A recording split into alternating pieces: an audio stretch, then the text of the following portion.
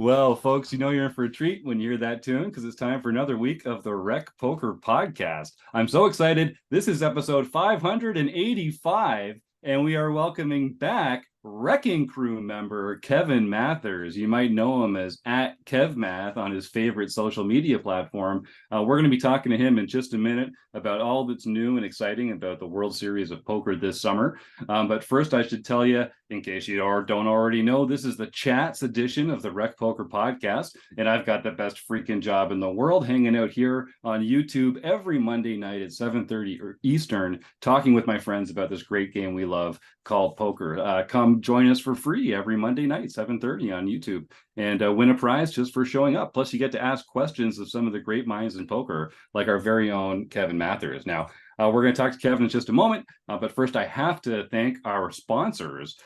This show is brought to you by the Running Aces Hotel, Racetrack, and Casino. They are the official sponsors of the RecPoker podcast. And especially because most of what we do here is free, we're a largely volunteer-based organization. We really depend on the support of our sponsors and our premium members who pitch in their $15 a month to join our premium program and help us keep the lights on here at RecPoker. I had a great surprise in my inbox this week when I saw that our newest premium member is none other than Dr. Patricia Cardner. So Dr. Cardner, big name in the poker world, has decided to support what we're doing here at RecPoker and signed up for our premium membership. So just like all our new premium members, I sent Dr. Cardner off a little email outlining some of the great things that we do here at RecPoker and an invitation to meet with me in a one-on-one Zoom so we can kind of chat, get to know each other a little better, and like all our premium members, sort of see how RecPoker can help them out the most. So I think Dr. Cardner could probably help us out more than we could help her out, but it's delightful to have her support here as our newest premium member. Another way to support what we're doing here on the Wrecking Crew is if you go to rec.poker/support, you can find all sorts of ways to help out with the show, subscribing to this, downloading that, buying us a cup of coffee, some of it without even spending a dime. We'd appreciate that. And since we've got Kevin Mathers here on the show, I should point out that if you go to rec.poker/staking, you can find some great ways to support Wrecking Crew members by buying a piece of their action, investing in their tournament or cash game programs or packages.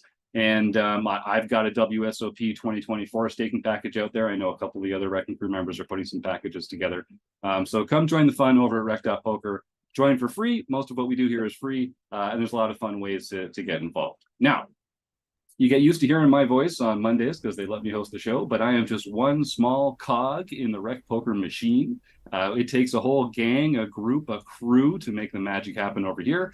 We call this group of wizards the Wrecking Crew. And if you want to find out more about me and the rest of the Wrecking Crew, you can go to rec.poker/crew, but you can also just listen up because you're going to meet a few of them right here tonight on the show, starting with none other than our producing co-host, Chris Jones. I'm Chris Jones. You can find me 5B5 on Twitter or 5x5 in the PokerStars home game, and I help run our monthly strategy segment called The Deep Dive. And I'm John Somsky, also known as Poker Geek MN Everywhere, and I host our home games. And I'm Keith Brandt. That's Monkey System, just about everywhere. And I host the Monkeys Off Table Tools segment every month. Unfortunately, I'll have to cancel this month because I'll be crushing a tournament, but in Cleveland. But next month, I'll be there.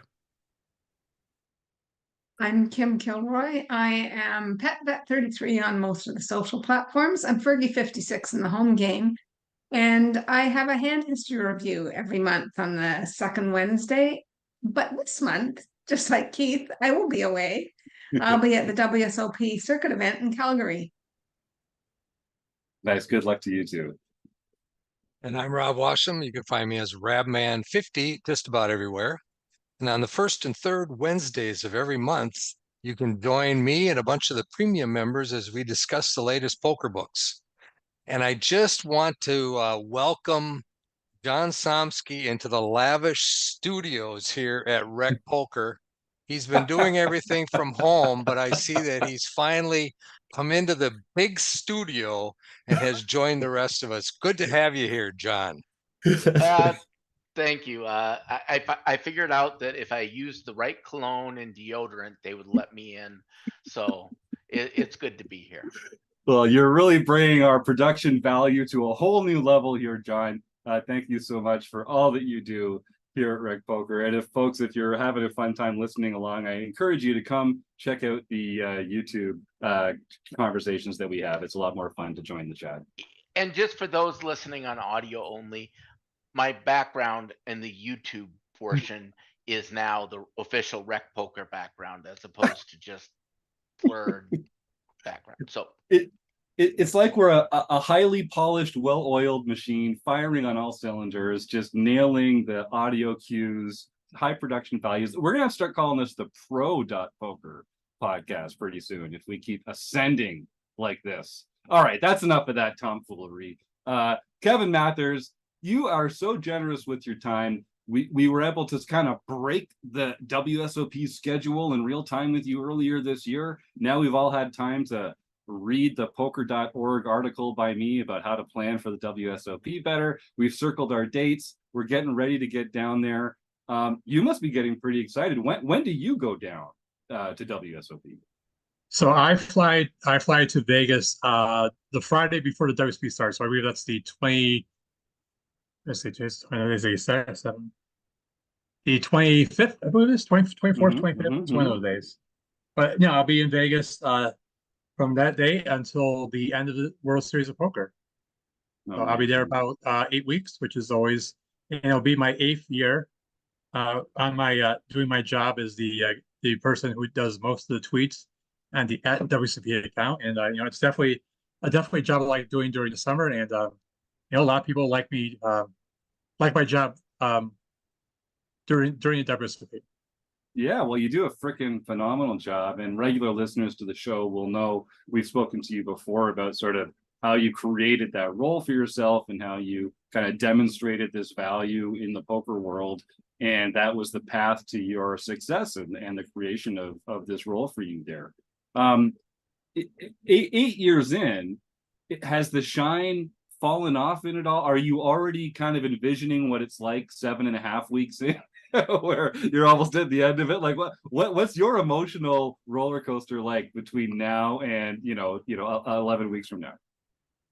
Well, I will say, there's definitely, I would say in more recent years, I definitely feel like I hit a wall. Yeah.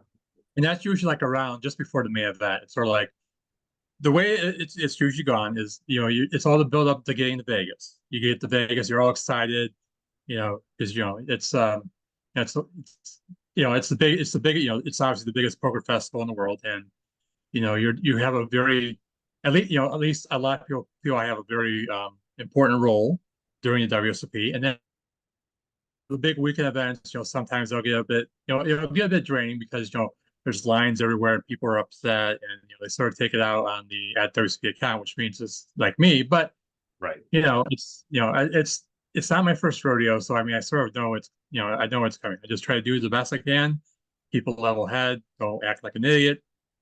And when the main event rolls around, that's sort of like when I get the second win, and it's sort of like it gets all excited again, and it's always nice to meet people that follow me on Twitter or that that know of me, and just seeing that meeting each other in person. That's always definitely one of the highlights of me being in Vegas each summer.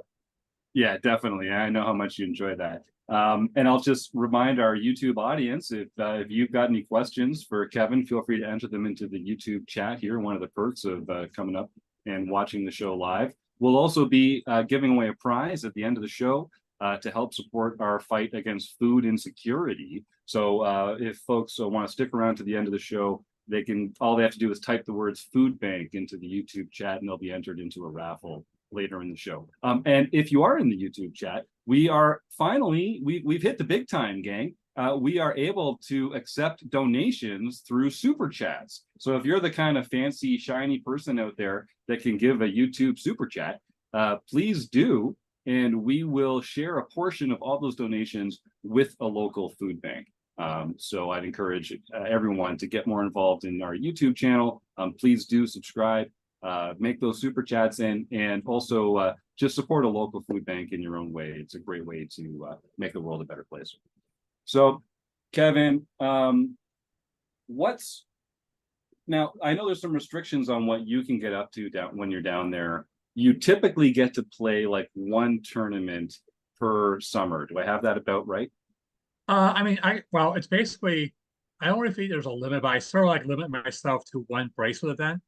Hmm. I mean, I could probably play the employee casino employees event and then Hmm. another event, but I mean, I could probably play maybe two or three. But I usually the event I've played the past couple of years is it's the $1,500 Super Turbo Bounty because it's a 1 day tournament. And it's also, if you can knock out someone, you get $500. So it's sort of like and that's how I got my first ever WSP cash. So at WSP.com/players, I do have a profile, of course, along with Nice. my profile on the Henema, which has several more caches that people can look at. There you go. Nice. And I've found in the past that you're a very profitable investment. Speaking of staking partners, if memory serves, I did pretty well with you in one of those Super Turbo Bounty knockouts a couple years ago. That was the first one. Yeah, that was that would have been 2022 if I recall correctly. And I also do play a lot. I do try to play at least two or three of the daily deep stacks, which are definitely a very popular non-brace event at the that takes place at the Horseshoe. Awesome. So let's talk a little bit about that. So if a lot of our listeners are recreational players, maybe they've been down to Vegas before, maybe they've even been down to the series before. But I think people get this kind of myopic view that there's just these bracelet events, but that couldn't be further from the truth. There's like throw a rock in the air and you can hit a different tournament every day in Las Vegas during the series. Talk a little bit about sort of what else is happening on the grounds there, and what else people might look for in the city at the time. Yeah, there's definitely there's going to be several major tournament series going on around Las Vegas. You can start with the Venetian. They're going to actually start just before the WSP starts. They always have their Deep Stack Championship Series, which is they have like about 80 events, a lot of 1 day events. And the great thing about the summer poker tournament scene in Vegas is there's buy-ins pretty much at every level. Mm-hmm. You can I think definitely a popular destination which is off the strip is the Orleans, and the Orleans Summer Poker Open. They have a lot of events that they're basically most of them are under $400 and below. A lot of 1 day tournaments, and they also are probably the best place for outside of WSP for mixed game events. You can play your Omaha Eights, you can play your No Limit Deuce to Sevens, your Dealer's Choice, Stud, Horse. Oh, of course there's we have the Venetian, we have the Aria, we have MGM Grand, which is going to have the Moneymaker Poker Tour as part of I saw that. part of their Cool. Grand Summer Series. That's going to be very popular. Already, like I said, there's going to be, people who like to play the high rollers. I mean, that may not necessarily be in the listening audience, but there are several 10K and up of 1 day events that people can play at the Aria and the Poker Go Studios. I mean, there's a couple places where you can find out. Oh, the Win. I shouldn't forget the Win. The Win is definitely making its way as like the #2 poker stop for players I think there's definitely players that prefer playing at the Win over the WSP, but it is to each their own. And it's the great thing is there's such a variety out there. And my real job, my actual job at the hennemop.com, we've had a website going the past couple of years. It's called summerinvegas.com. And that should be launching in the next few days. That'll have all the tournaments that are going on in Vegas during the summer. So you can take, I know a lot of people like to use the Kenny Heller WSP spreadsheet, and if you follow at Spacey FCB, that's SPACEY FCB, it should be in this pinned comment, and there's a URL to what he has. But we've got our website too. I got to plug that, because I mean my boss Eric is nice enough to let me. I basically just play hooky, I guess, for the summer and do this WSP game. So I'm always happy to oblige. I try to do some actual work with the hand mob during the summer, because it is, especially with so many tournaments going on, there's a lot of results that need to be added, and there's a lot of people that have issues come up, especially because someone puts the name in wrong, or Sure. hey, where's this result, but that's So, the team is very, is working hard year round, especially during the summer. So, I'm always grateful for them, the past couple of years since I worked for them up, that I do get to get this side job. Yeah, well, it seems like they really have your back there. And I know you've been there for several years now, and you wouldn't stick around if they weren't taking care of you. So kudos and nice work, Ken and Bob, keeping quality people like Kevin around and keeping them happy. I will put a link. I'll put a link in the show notes to summerinvegas.com and to Kenny's Facebook or Twitter profile. Hopefully, people can find those spreadsheets, because it is really, I can't if you don't know what I'm talking about, folks, I cannot overestimate or what's the word I'm looking for? Save me, people. Emphasize enough. Thank you, John. You were muted. How many tournaments there are? Such a huge variety of buy-ins, different levels of prestige, different tournament venues, and the good players, they can't be at all these places at once. So you can do some real savvy value hunting by playing some of these other tournaments out there. But let's talk about the WSOP. That's what we're here for. It's kind of the crown jewel, I think, for a lot of people in the annual poker schedule. What are some, let's try and head some beginner problems off at the pass a bit here, Kevin. And of course, like I say, if you're in the YouTube chat and you've got questions for Kevin, type them in. We'll make sure to ask them. What are some common mistakes that beginners make? What are some of the tweets that you get like 40 times in the first 2 weeks every year from people that don't understand something they should have done differently about getting ready for the WSOP this year? Okay, well, the first thing that players should get, if they don't already, they need to get one of these a Caesar's Rewards card. Yes. Yes, that's that because you're gonna need your Caesar's Rewards card. You're gonna need unexpired ID, which is also key. Because there's definitely instances where I've seen people come up, they don't realize that their ID expired during the summer, and they try to register and they're screwed. Sometimes people have various, there's ways around that. Maybe get like a temporary ID, or but again, when you're in Nevada, you're usually coming from out of state, so it's gonna, of course, having the money to actually pay for the tournaments themselves. That's either by cash, casino chips, Paris or Horseshoe casino chips, debit cards are that's definitely a popular method that people have used sort of the past few years. Cashier's check, which is a little more obscure, but the people who like to don't worry, want to walk around with cash. Sure. They can do a cashier's check. They can wire money, and there's a new method that's going to be in place this year for people who want to wire money to the WSOP that I will go over. And sometimes some of the things that, if you're using a debit credit card, there's going to be fees attached. And the best place to go is if you go to WSOP.com/registration. It'll detail all the methods that you can use and the fees that are involved. Usually it's about 3% of the buy-in. For players outside the US, it's usually 3.5%, 3.5% of the buy-in plus $3 per transaction. So it's obviously make sure that you are not going over your credit limit. And another question that some people have, it is treated like a regular purchase. It's not a cash advance. So I know there's definitely players out there that like to use that have they have like frequent frequent flyer points or things of that nature. Mm-hmm. They can that's an easy way for them to rack up those, and they can use it for trips and or other methods. And there's those people out there that are very responsible with their credit cards that pay them right away.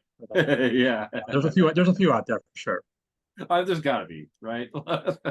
So people can use credit cards and debit cards, but there's going to be a small fee associated with that.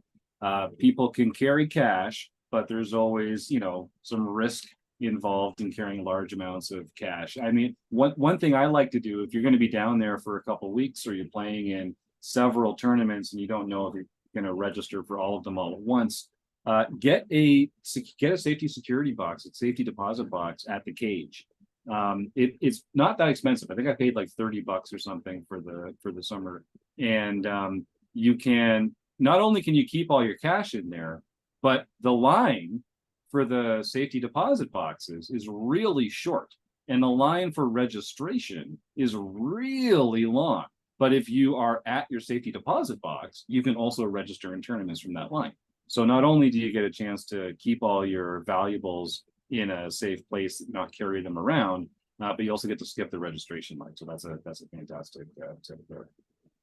Yeah, I think I'm assuming it's probably a little more expensive than what you're describing, but I did ask about that, and the fees are the same as last year. I think it's like from 200.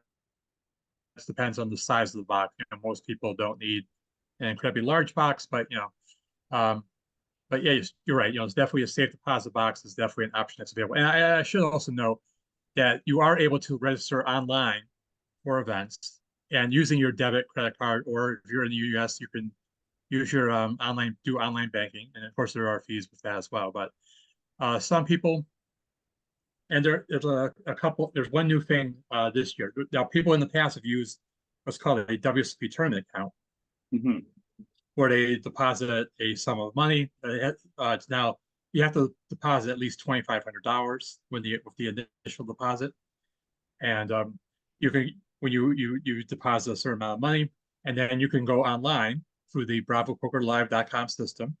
Again WSP.com/red. It'll walk you through all the details of setting up the account and how to register for events. And there is a $3 fee per tournament that you register for. So it is. So let's say you're going to spend $5,000 in tournaments. It may be a good idea to put deposit 5,050. Just so, because again, it's one of those things where if you're playing a $1,500 event and you have $1,497, you're going to have to come with that $3. You're not going to just let that slide.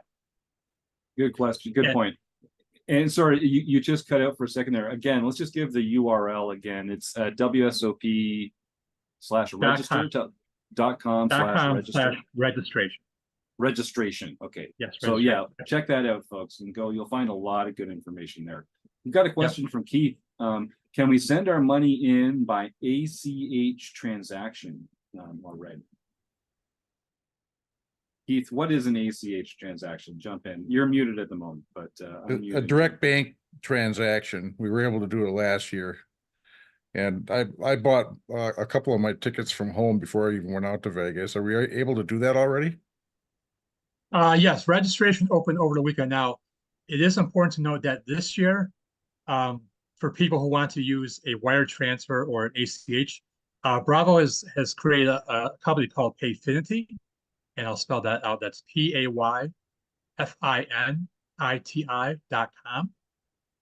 It is owned by Bravo, and it's basically there's a new account called a Bravo TBIC, and I think the intent is that with Bravo TBIC, you could enter events at other locations out besides the WSOP. So if other card rooms decide to join Bravo TBIC, you can have money in your account that you register for events with your WSP, and you say you cash, money goes back into that Bravo TBIC. You could then use that somewhere else to buy into events. And it is, it's important to, if you visit payfinity.com, and it is important to note that there are fees attached. So if you're going to be sending a wire transfer, it's going to be a flat $25.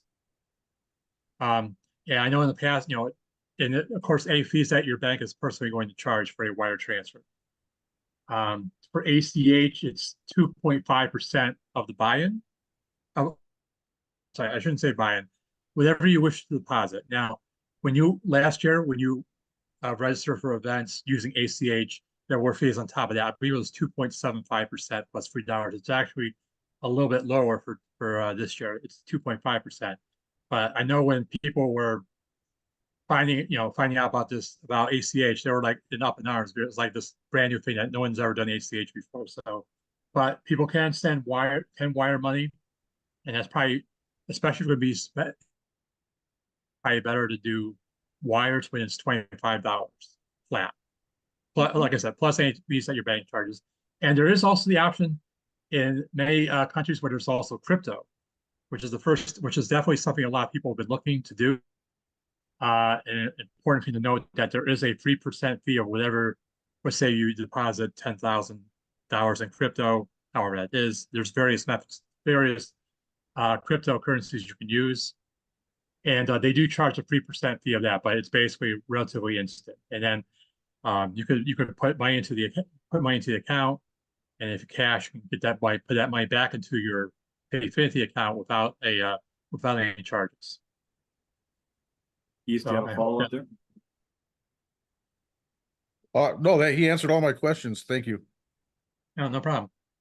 So yeah, so part of the issue, I guess, Kevin, as you're explaining, is that people want to have their money in an account so that they can register into multiple tournaments from that account, and then also, if you win money, have that money sort of credited into that account, and then you can do all your actual moving the money around back at home or remotely, or by online or something like that. And it sounds like a lot of this is through the Bravo app. Right. Yeah, but that's different from the WSOP tournament account, I think. Well, yeah.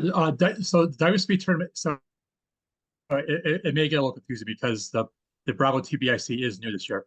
Okay. If you have if you had a WSP tournament account in the past, you could of course still use that. But one of the drawbacks may be you have to you deposit at the cage.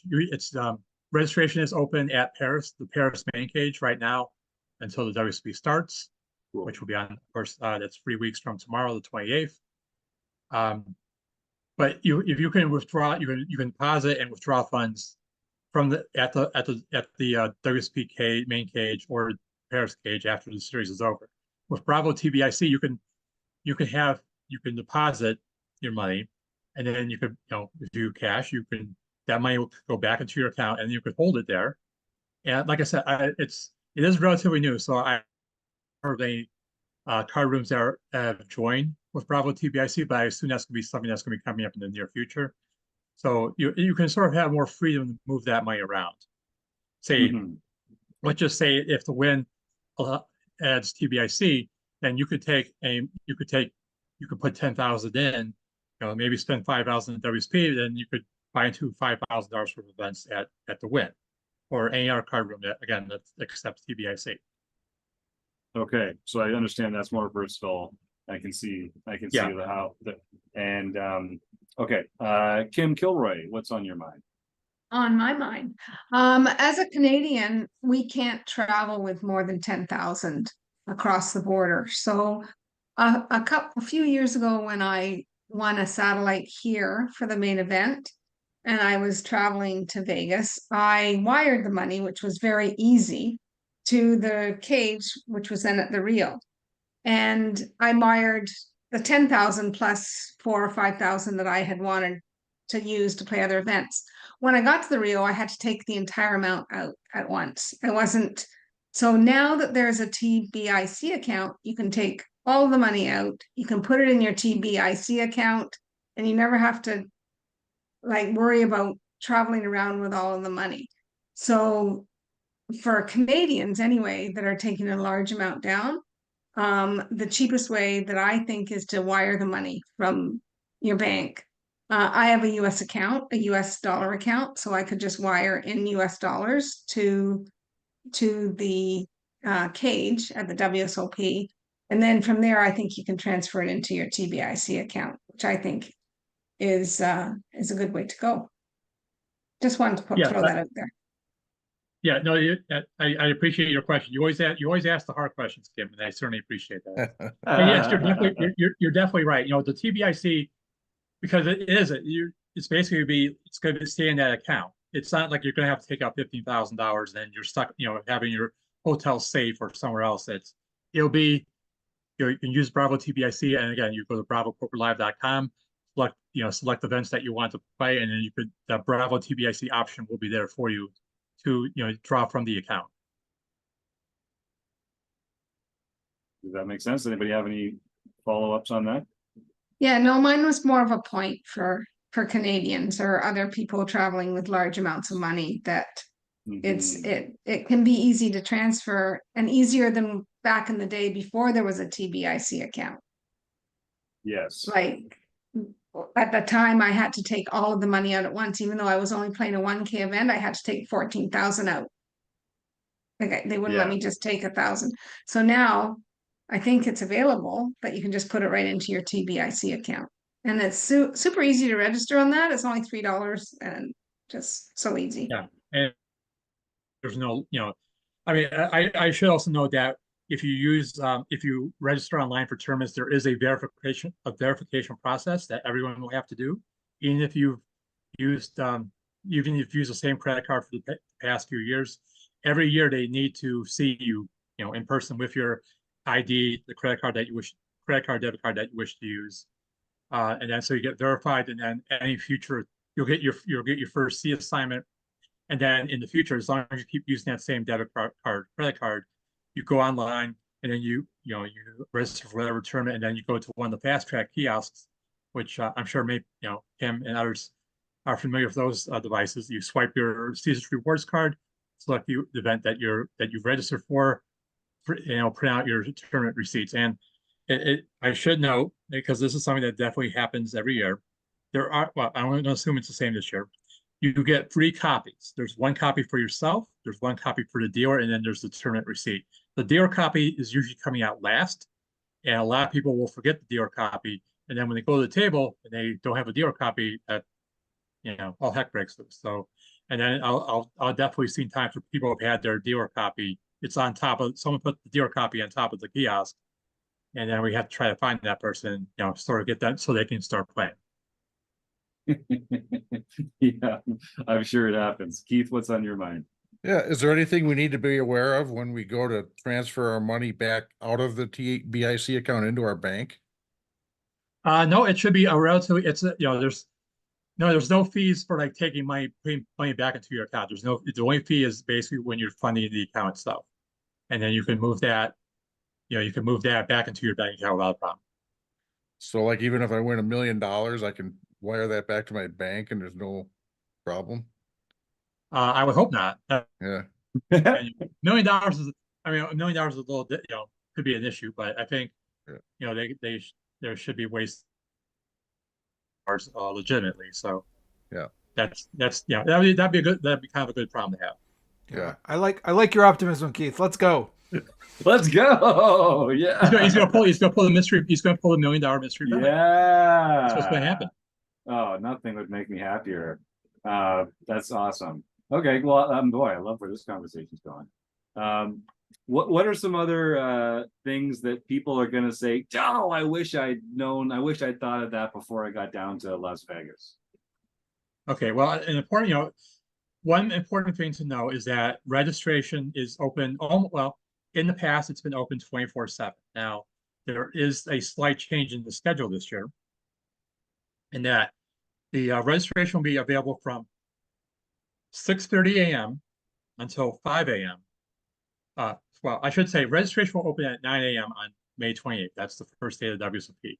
And then it will remain open until 5 a.m. on the 29th. And then it reopens at 6:30 a.m. And then it'll be 6:30 a.m. to 5 a.m. each day. So a lot of people think, a lot of people can be a little foolish in thinking, they've played their local tournaments and, they show up just before the start time and they're going to get, they get their seat right away. It's not like a huge tournament. But especially weekend events, you do that, you're probably going to be joining a few hundred people online. So it's, but so you can register at any time. You can register any event at any time. You could register for event 99 on the 28th if you wish. Now, some people may not want to have their money out of circulation for that long, but it is an option available to players. And it's, especially a lot of people want to avoid lines as much as possible. They'll do it in the after midnight hours. Yeah, it's a great tip, because the registration lines are very long and during the busy times of day. But as Kevin says, outside of from 5 a.m. to 6:30 a.m., you can get in line for a much shorter line and register for all the kind of stuff that you're going to play. What happens when you register, Kevin? So let's say I register in advance for a tournament, but then I sleep in that morning and I don't actually get to my table in time to start. Are my chips going to be out in play getting blinded out, or are they going to be in the dealer as well waiting for me when I get there? Okay, so that's definitely one of the more popular questions I get every summer. Last year it was basically if you registered before the start of the tournament, your chips were in play from the start. Even if you register online, even if you register before the tournament but didn't put out your ticket, the chips would still be in play because basically you're determined for the most part. There may be situations where there'll be a late registration table, but that's going to be mainly your big weekend events that possibility will happen. But there are more tables this year than last year, so we should see and also a new tournament area that's the horseshoe. That's the Normandy room, which is technically part of Paris, but it's in the horseshoe. It's so over the past few months, basically Paris has added several hundred rooms by basically taking over the horseshoe rooms, some horseshoe hotel rooms, and there should be plenty of signs for the Normandy room will be where you'll see your satellites and your daily deep stacks for the most part. There may be some overflow for the bigger weekend events when they cancel the daily deep stacks and other events, but there should be there. It's basically if you've been to the horseshoe poker room, if you go past that, there's a little escalator. You go up, and I'm sure there's going to be plenty of signs because it's a new area for a lot of people. If you played the WSP circuit this year, then you're familiar with the Normandy room and where it's located. But I'm sure there's going to be a lot of there will definitely be confusion. And another thing I've noticed that people will do is because registration mostly the main place for registration is at Paris, but there are times when you can register at the horseshoe. But what happens is that sometimes people get registered at Paris, they don't look at their ticket, and they go into the tournament area at Paris looking for their table, and they don't see it because they didn't look at their ticket and it says horseshoe table, so such and such. And it is important to note that both all the rooms are color coded, so you can always look up above each table. You'll see black one, white one. However, you'll see all the signs will be very visible for those who pay attention and look up. So it is important to read what is on your ticket because there's definitely times when especially people stood in line at horseshoe when their seat was impaired. Yeah. Again, they should not have been blinded off because they registered after the tournament started. So, but it is very important to also read what's on your ticket. That will help eliminate any confusion that you may have. Yeah, and there is some confusion for folks, especially if you're not used to it, because I mean, all the events are happening at the same place. Like the Paris and the Horseshoe are combined hotel sisters, but they do have separate playing areas, and they'll have different color table sections in different areas of the two hotel and convention centers. So yeah, just read your ticket, and there's lots of friendly people around there too to ask if you're having trouble or if you're unsure about anything. Yeah, there'll definitely be enough people that can help you, that can point you in the right direction. And so I don't know, I didn't follow this year though about your chips being in play. Is it the same as last year? If once you register, once the tournament starts, those chips are in play? Yes, that should be the case. Now I know Okay. that's what I'm expecting this year as well. I know in previous years, especially for big weekend events, because some people, they register online and they have to do verification, and they're flying in that morning. So some, if there is a change in the policy for select events, then if you follow the @WSP account, I will certainly let people know of any possible changes regarding chips in play. Perfect. And yeah, Kevin's such a great resource. Make sure to tap him on the shoulder over on Twitter there for the 8 weeks that he's there for. That's part of his job. And then Kevin, so let's say I don't want to risk that. And so instead, I'm just going to show up at the tournament area the day of and register so that I don't have to worry about not getting there in time for it to start and already being registered. Let's say I late register. Let's say the tournament starts at noon and I register at 12:30. I get a little slip of paper. I go over to the tournament area And at that point, are my chips in play at that point, or am I gonna be seated and then see my chips come into play as a late entrant? Okay, so it will depend, because sometimes they basically quote sell out. I don't really sell out, but there's basically you'll have something that says on your ticket, it may have like a number in the 900s, and then it will also say late. People, that's another thing people do. They assume there's like a table 900 somewhere, and there's not. Is the important thing in the word is that you look for the, and you will see late red.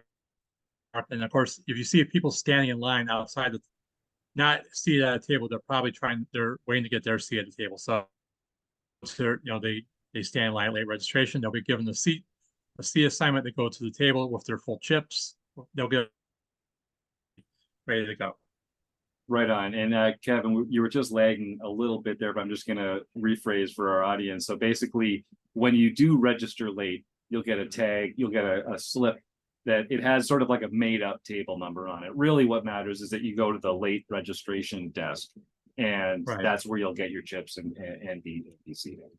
Right. Yeah. And sometimes, there'll be two tournaments going on at once that will have late registration. So it's important that they are color code, they will say white, they will and say late.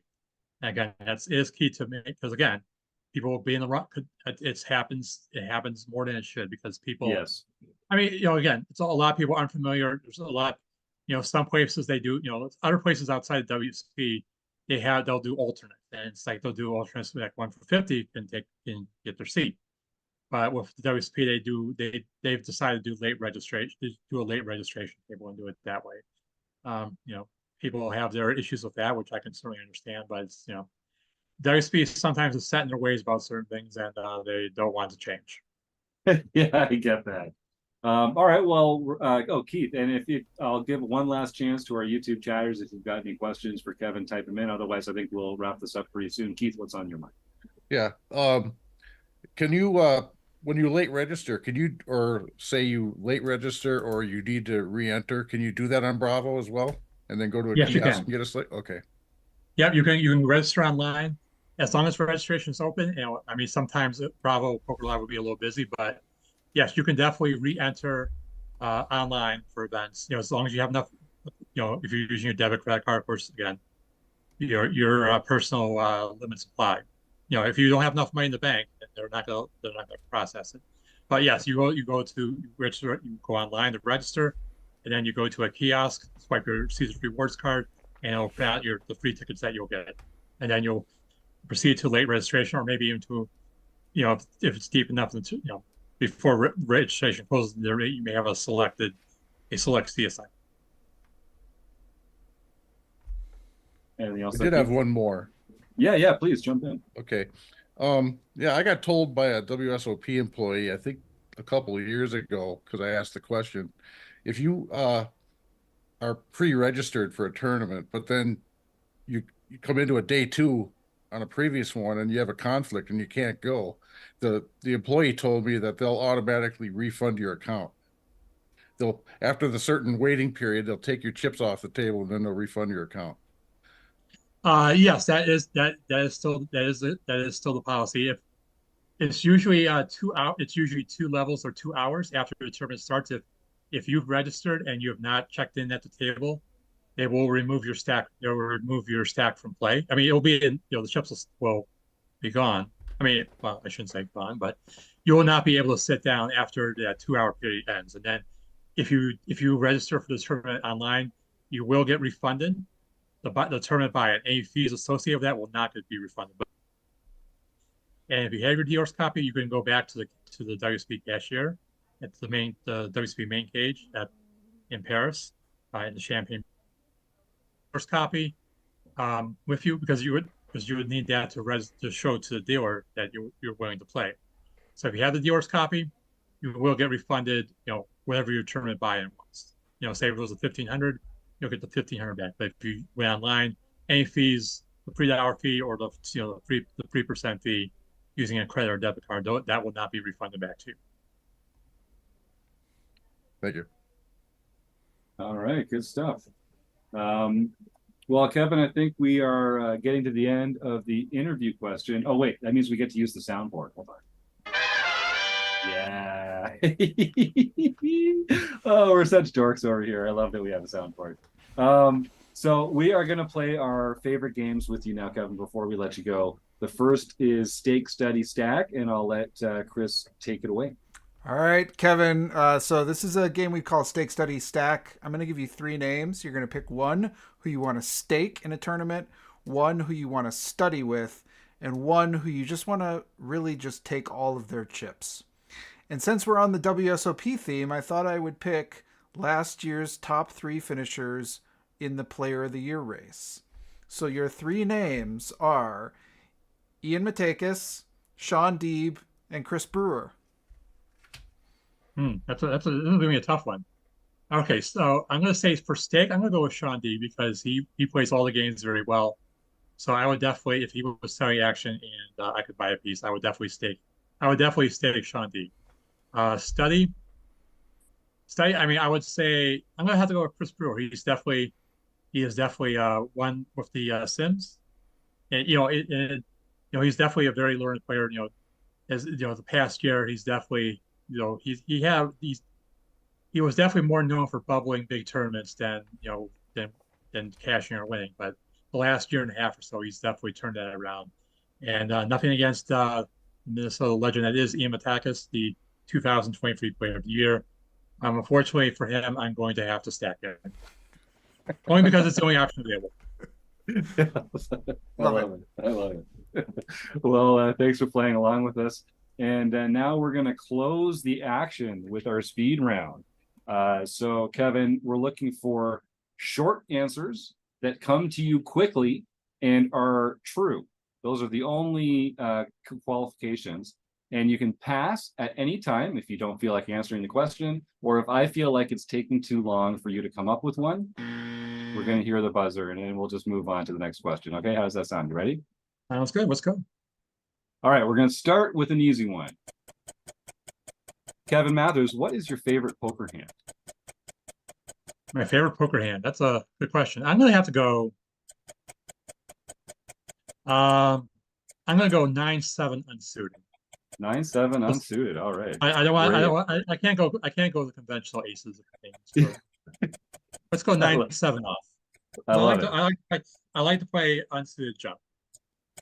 It's got a lot going for it. Is poker a gamble or a skill game? Ooh. Well, I'm gonna say it's 50-50.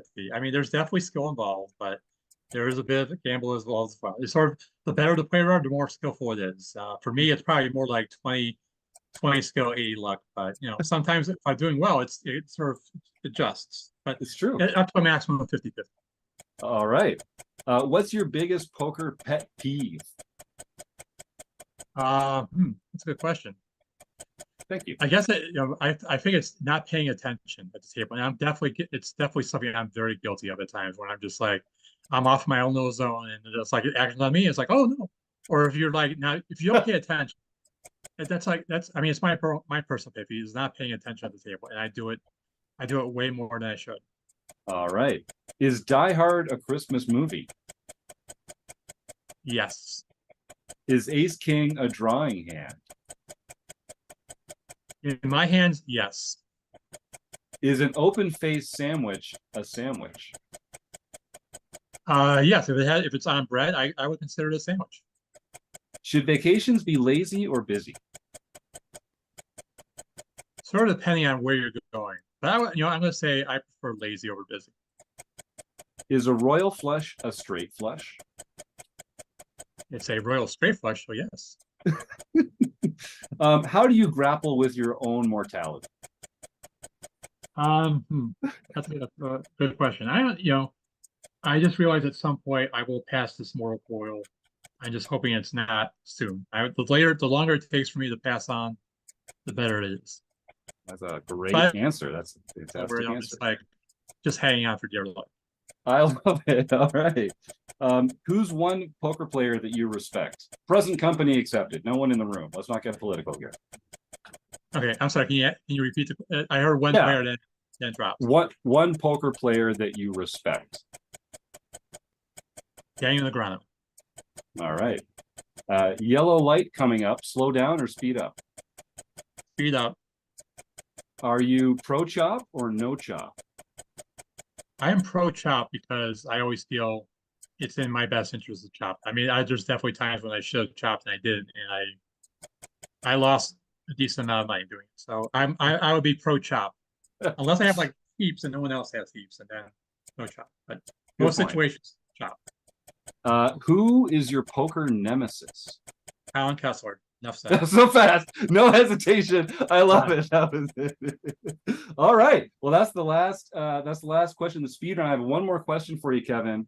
And I may have asked you this before because you've been on the show a couple times, and I like to ask a lot of our guests. But you've led such a rich life. You've had all these fantastic experiences in the poker world and outside the poker world. But someone comes up and puts a loaded gun to your head and says, "Kevin, you have to go back in your life and choose to do one thing differently." What's the one thing you would go back in your life and do differently? Well, I think the one thing that comes to mind easily is I wish I got more involved publicly in poker, like outside of the house. Let's put it that way, because I am kind of a late starter in poker. 2010 was really when I was first actually seen by people. I wish I sort of did it like in the moneymaker in the moneymaker era, just a bit involved in that, with all that stuff that was going on. Let's say 2003. If I had sort of, if like Twitter was around in 2003 or something social media wise, and I got myself out in the public, then I would have done a lot more things in poker. Mm-hmm. And I mean, I've done my share. I've done my share in the 14 years I've been in the public, but to be involved in that particular era, but that's something I definitely regret not doing. Yeah, that's a great answer, and I'm always encouraged. And listen, if your listeners at home, if you're a regular listener, I hope you pay attention, because a lot of these fantastic poker people that we have on the show, the one thing they do differently is they would just go after their dreams earlier in their lives, have the courage to go take that leap. And it's not too late for anyone listening right now. I don't know how young or old you are, how much of your life you think you have in front of you, but go after it. Go find that thing that you love, and just start doing it. And if you're like Kevin, start developing a reputation for it, start demonstrating some value, show people that you're good at it. You might be doing it 8 years in a row, officially on paper down at the World Series of Poker, like our man Kev Matt here. So dream the dream, folks. Give it a try. Kevin, thank you so much for coming on the show. I see you got a total of 926 points in the points round there. That's very impressive, sir. Good answers, I think, got you that 920 something points that I totally didn't just make up. So folks, you can start typing the words food bank into the YouTube chat now. We're going to let Kevin go in just a second. Before we do, I just want to remind people that the reason that we support food banks is because especially in days like this, this time in history, you'd be surprised how many people just need a little help putting food on the table for a loved one or a child, or even for themselves. It might be people in your neighborhood, it might be people in your community, it might be someone that you don't expect might need a lot of help.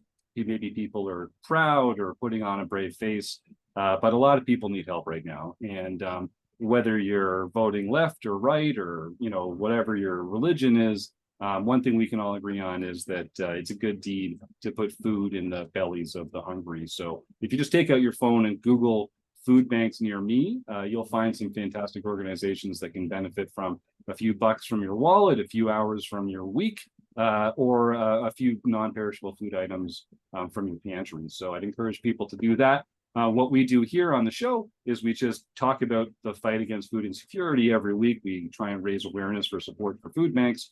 And we, when we do live events and that kind of thing, we try and work with local food banks to raise some money for them as well. So start typing the words food bank into the YouTube chat right now, and we'll draw a winner just after the interview. Kevin, there's one more question here that I always wanted to hold off on. This is from JD Malay, my friend Joe, who's in the YouTube chat for this week's episode of the Chats podcast. It looks good on you there, Joe. Thanks for joining us last week. And he wants to know, is the Kev Math Report newsletter still active? No, unfortunately, it was something I started in 2021. Basically, I wouldn't say I was between jobs. It was something I did, and it's something to do a weekly newsletter, and I did it for a while. And I did actually, I sort of stopped during the.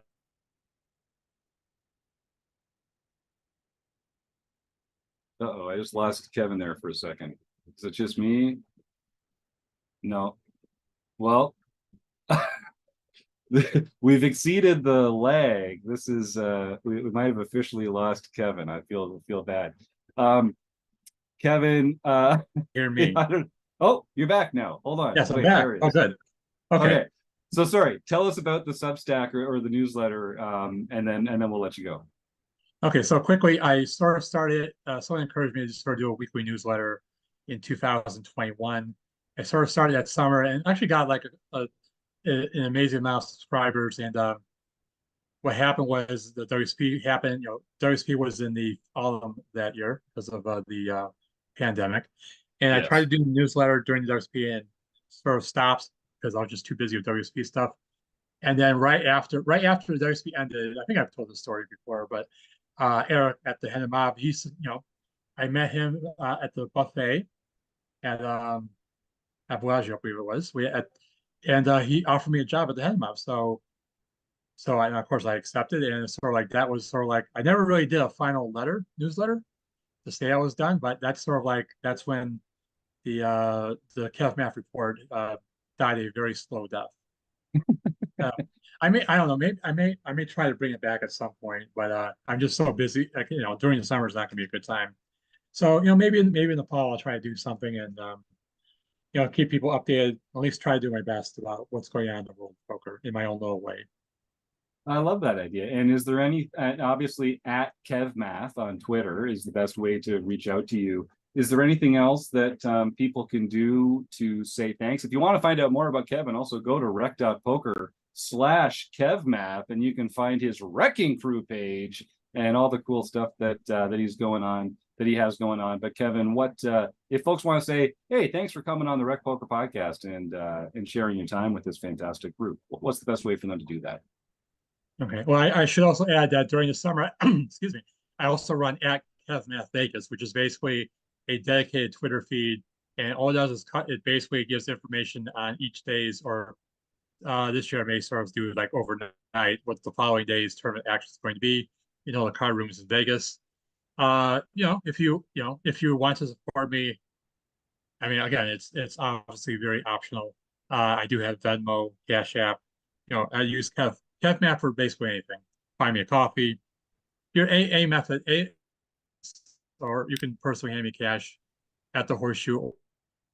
Again, all voluntary, and it'll all go towards me enjoying the various slot machines at those two casinos. Right on. And I officially endorse this message, folks. Kevin's one of the good guys in poker. So buy the guy a cup of coffee or a beer in person, or go check out his various links and see what you can do to help him out. You're one of my favorites, Kevin. I hope I get a chance to buy you a beer myself. I'll be down there June 22nd through July. I actually booked a one-way flight down this year for the first time. So okay. I don't have a firm return. But are you planning to play the main event again, or I don't know. I have to either satellite in, or that rec.poker/staking page is really going to have to take off. But those are the one of those two would be the only way I'll play the main. But they have a lot of other juicy tournaments going into that week as well. So I'm just kind of keeping my options open. We'll just understood. But it will be nice to meet you and any other members of the Rec Poker family. I assume there's going to be a meetup during the time that you're in Vegas. Yeah, we'll probably pick a day where there's the right gap in the tournament schedule and at least do a breakfast or something. But I'd love to do another meetup game. That was so much fun last year down at the MGM Grand. How cool was that? So maybe I'd love to do something like that. We'll see if we can get you out, Kevin. I'd love that. Sounds good. I will certainly do my best. And like I said, it's always nice. It's always nice meeting people that I talk to on Rec Poker or on Twitter in person. It's always a fun experience. So sometimes I'm not the most sometimes it can be a little frazzled because of what's going on with those people. I do try to be as nice a person as I usually am on Twitter. Yeah, and Info. if you come up and you meet me in Vegas for the first time, and you also meet Kevin for the first time, you'll have two opportunities to say, "Whoa, you're taller than I expected," because Kevin makes me look small, and apparently I'm taller than people expect. So there you go. Just look for the giant, friendly guy with the huge mitts in a suit out jacket. there. Yeah, that's right. Suit jacket and shorts, right? That's your usual look. So that's me. it's distinctive. It's like the poker player's mullet. I feel like it's like, business up top, party down below, the shorts and the suit coat. I think I might have to do something with that. Now we might have a trademark. All right, Kevin, we've wasted enough of your time. Thank you so much for John with us. I'll see you in like 6 weeks, my man. I can't wait. Get down there safe and keep up the good fight. You rock. Sounds good. And thank you very much for having me on. It's always a pleasure to talk with you guys. Thank God. Take care, my man. All right. Well, that was Kevin Mathers, the one and only. John Somsky, why don't you take us through some recent home game results, and then we'll wrap up today's show. Well, we had our No Limit Hold'em Championship Series. That's the one where we have the Player of the Year's points race. And one Jack Flack won that on May 1st for his or her very first victory in the No Limit Hold'em series. Actually, first victory for RecPoker. Then on August 29th, a really mad guy, got his fourth nightly victory. Bluff Sterini, Jim Reed, someone I didn't even realize they were playing anymore. It's been so long since they've won anything. Won the daily event. This one, yeah, there it is. I already got the new pin. I walked into RecPoker headquarters, went past all the different iris scan and the DNA sample door, all the different locks and vault doors and stuff, and I managed to get my pin already. I was like, oh, no way. I'm not letting a day go by without this new RecPoker pin up on the hat. Oh, yeah, baby. Actually, you're gonna need another hat pretty soon. You should talk to Taylor about getting his head enlarging system so that you can wear a bigger hat and have more room for your pins. That's a great idea. Although I'd have to talk to Taylor. So pros and cons. Yeah. Fair. Okay, then we have for international events, East Coast Spitter Ben Enslow got his third international victory for the year. Jasper Jr. Pat Barry got his first international victory for the year. And Boise 81 Carrie Lamp got his or her first LPP event. So he or she can contact info at rec.poker for their free month at Learn Pro Poker. Right on. Congratulations, Terry. You're going to love all the great stuff they have going. Carrie. Okay. Thank you, Carrie. And in fact, if you like Learn Pro Poker and you're watching this live as a premium member, in about 25 minutes, we're going to be recording the forums edition of the podcast, which we do on Monday nights after the YouTube chats edition. And we're going to be joined by Ryan LaPlante himself to talk some strategy and drop some knowledge on us about some cool things he's been working on at Learn Pro Poker. So if you're, like I say, if you're watching live and you're a premium member, come join the fun and have a great time with Ryan LaPlante and the rest of the Wrecking Crew. Carrie, send that email to info@rec.poker because you've won a free month of Learn Pro Poker and you're going to love what they have going on over there. What else should we be talking about? Rob Washam, what's on your mind? Well, we do have the ROI results for April. And number one on the list is a Wrecking Crew member, Binkley. C-O-M Binkley. All right. Eric Jim taking it home. And number two on the list is also a Wrecking Crew member. And he goes by the name of Gopher Boy TJM. Yeah. I'm not sure who it is. He seems to be a Wrecking Crew member, but we'll just say that Gopher Boy TJM is in second. The next five are all premium members. All right. These are the ones that we're doing it for. Right. We have Larson's Opening. George, congratulations. Then we have Now Then KB. Yeah, my man, Doug. Graphics 16. Roger, beautiful. And then we have GF Hawk All right, Eric Romo. and Bone Crusher 14. Marcel. All right, those some big names in the Oh, they're premium really membership kicking some, here. they're really kicking some butt. And I just want to mention Nice. that John and I were tied this year or this month with absolutely 0 wins. So way to go, John. You and I are right there at the bottom of the list. Well, there's no soft seats. I'm Yeah, there Chris, with you. I'm there with you. Well, you didn't even play 4 events, so Well, you don't even fair count. enough. Fair enough. But I still have 0. So So this, and folks, if you're wondering what's going on, this is every month Rob compiles the top 5 ROI performances in our home game club by our premium members, and the premium member each month with the highest ROI wins a Larson's prize. opening this month. Larson's opening. So George, send an email to info@rec.poker. We'll take a look at who some of the guests are that are coming up on the show. And you've won a seat here with the Wrecking Crew in the Zoom room for the interview portion of one of the podcast guests that we've got coming up. So send that email. Just one of the great prizes that are part of playing in the free Play Money home game club that we do here. What else? I want to shout out. I just noticed that when John was stepped away from his desk, he put out a picture there, and that picture is the exact same picture that's on the foyer wall for Player of the Month or the Employee of the Month, I believe, in the RecPoker Lavish Studios, right there in the foyer. So that picture looks so familiar. I think it's the same one that we used for John when he was the Employee of the Month back in January, if I'm not mistaken. I thought that looked familiar. That makes a lot of sense. That's what it looked like to me. I'm not sure though. Employee of the Month, boy, that John Zomsky photo has been up there a lot, I would guess. Over the years. it's tough to earn. All right, Chris. Chris, is it time? To roll a die? I'm not going to do Daiso Cam tonight, so you're going to have to trust me. But we've got Stewie 1, JD Malay 2, Luke O 3, K Poker Wannabe 4. I see 4. All right, yep. Away we go. It's a 3. It's a 3. So that's Luke.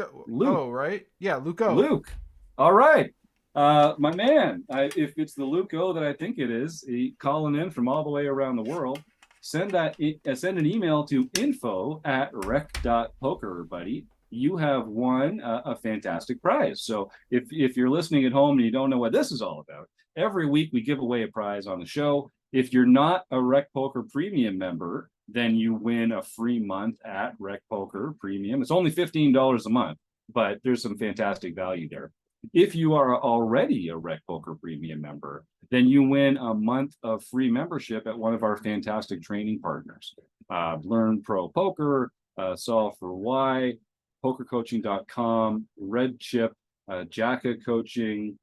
Oh God, I have to like print off a list for these because I know I'm forgetting one, but there are some fantastic partners that we have here that share their premium material with our members, and they want to give you a free month just for participating in our food bank raffle as well. So Luke, send that email info@rec.poker, and we'll get you all set up with your fantastic prize. Speaking of fantastic people in the poker world, I just want to shout out Running Aces Hotel, Racetrack, and Casino. You can find out more about them at runaces.com.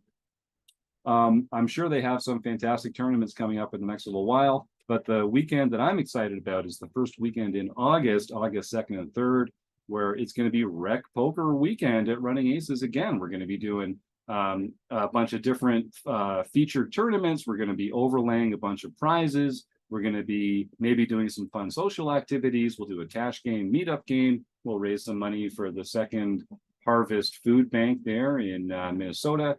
And it's going to be a great time. So circle that. And like I say, go ahead and book a room at runaces.com. All right, gang. Anything else we should hammer in before we pat this baby on the butt and send it on its way? It doesn't look like it. All right. Well, then, without any further ado, Thank you to Rob Washam, John Somsky, Keith Brandt, and Chris Jones. Kevin Mathers stuck around all night. What a guy. We love that guy. Thank you, Kevin. Thank you to the Running Aces Hotel, Racetrack, and Casino. Everyone in the YouTube chat for making this so much fun. And you, the audience at home. All right. Have a good week.